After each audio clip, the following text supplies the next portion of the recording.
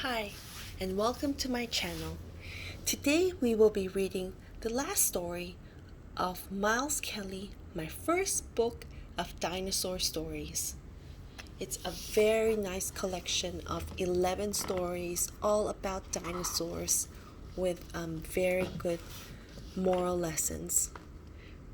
So I've posted videos in my channel of the Big Scare, the Lost Egg, the Dippy Idea, the Roaring River, the Clumsy Club, the Selfish Dinosaur, the Speedy Tail, the Thoughtful Surprise, the Troublesome Tooth, the Nosy Dinosaur, and today we will read the last story, The Noisy Night, Iguanodon, illustrated by Dan Taylor.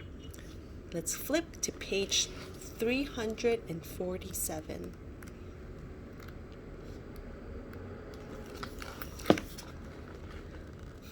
Iguanodon, the Noisy Night. Say hello to the dinosaurs in this story. Say Iguanodon, Sauropelta, Amargasaurus, Rebaisaurus, and also featuring Losiornis, the Noisy Night.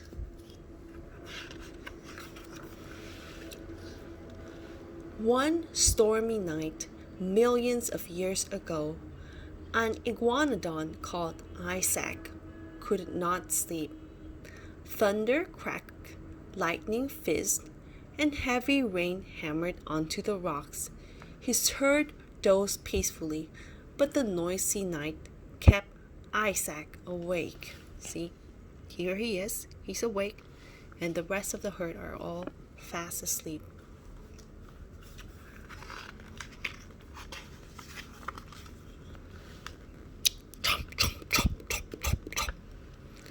At last, the storm quietened,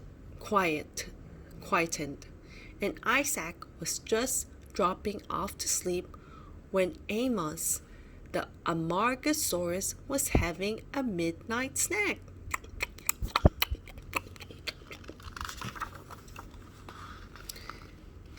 Please be quiet, Isaac shouted. Night is not the time for snacking. And Isaac stuck a fir cone in each ear to block out the noise. See? This one, and here is his ears.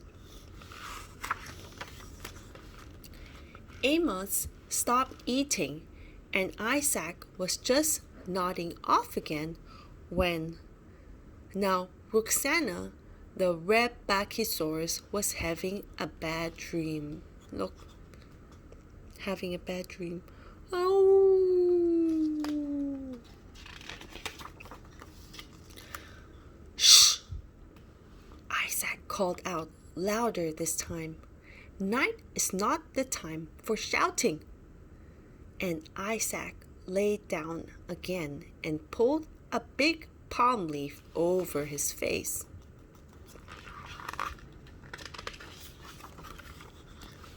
Roxana settled down, and Isaac was drifting off for a third time when scratch, scratch, scratch. A sauropelta called Stanley was scratching an itch between his shoulder spikes. Here he is. He's scratching it against a tree. See? Stop! Yelled Isaac as loud as he could. Night is not the time for scratching. And he buried his head under his mom's leg. This is his mom. This is Isaac. So he buried his head under his mom's leg.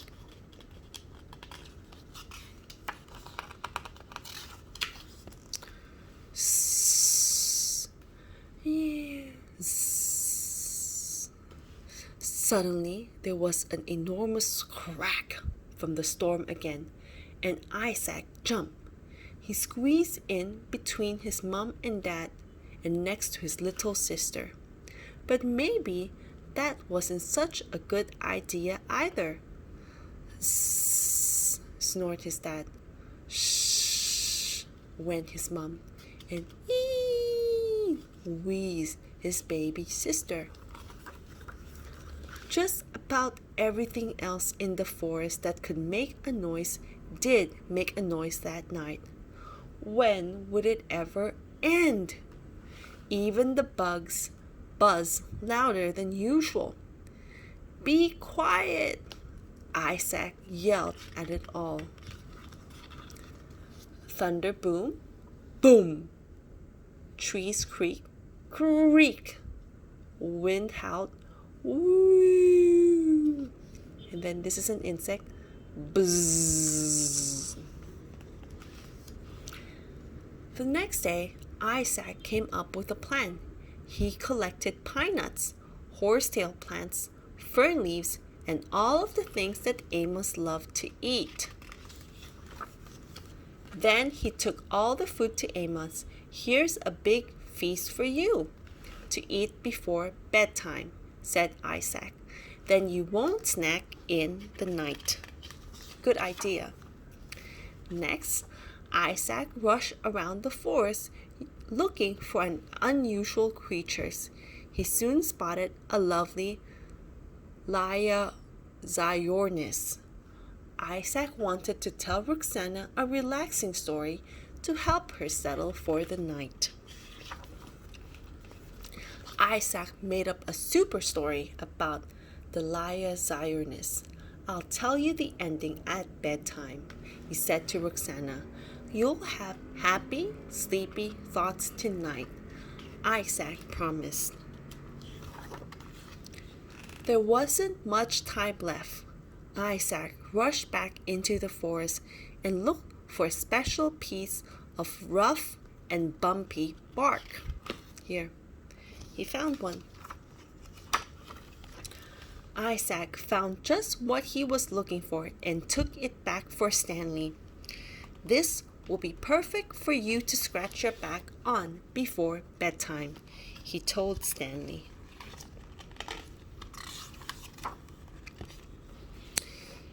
It was getting dark, but Isaac was still busy. He tied back loose branches and blocked gaps in any trees that might whistle in the wind. He slapped moss on any rocks that might be noisy if it rained, and made a cozy palm leaf tent to sleep under. Then Isaac tripped over something in the dull evening light. He looked down at 2 palm leaf bulbs poking out from the ground. They were the perfect size to block his ears. Here. "Phew," sighed Isaac, trying the palm leaf bulbs in his ears. "That busy day has tired me out. I'll just sit here for a while." By bedtime, the forest was quiet, but no one could find Isaac. Where do you think he is? His friends searched the forest and found Isaac asleep behind a tree. Now the only sound anyone could hear was Isaac snoring very loudly. The end.